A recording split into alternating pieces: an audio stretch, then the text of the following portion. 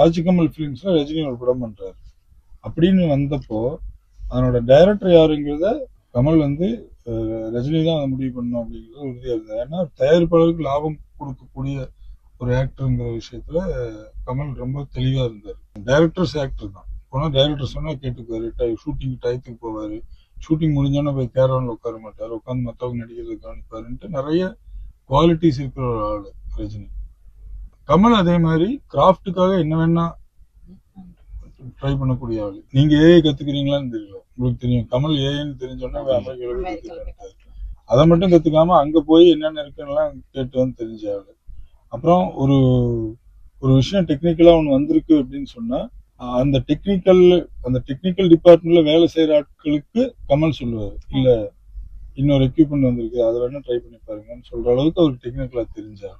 கமல் ரஜினி சேர்ந்து நடிச்ச படம் ஏதாவது பாத்துருக்கீங்களா? இது சார் 14 வயது நினைத்தால் நிற்கும் ஒரு படம் தான் நடிச்சிருக்கீங்க. 16 வயதுல மட்டும் தான் தெரியும்.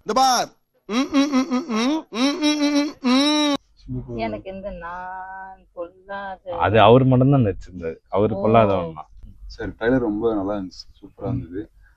இந்த படம் வந்து ஒரு ரெட்ரோ ஃபீல் கொடுக்குது சார், ரெட்ரோவா இருக்கும்போது. அப்புறம் 2 பேரும் ஒரு கேங்ஸ்டர்னு தோணுது சார். அப்புறம் ஒரு மாதிரி லைக் 2 பேருமே ஒருத்தருக்கு ஒருத்தர் சளிச்சவங்க கிடையாது அப்படின்னு அந்த ஒரு கிளாஷ் மாதிரி காட்டுறாங்க. நல்லா இருக்கு சார். உங்க 2 பேரும் பாக்குறப்ப எனக்கு எப்படி இருக்கு தெரியுமா?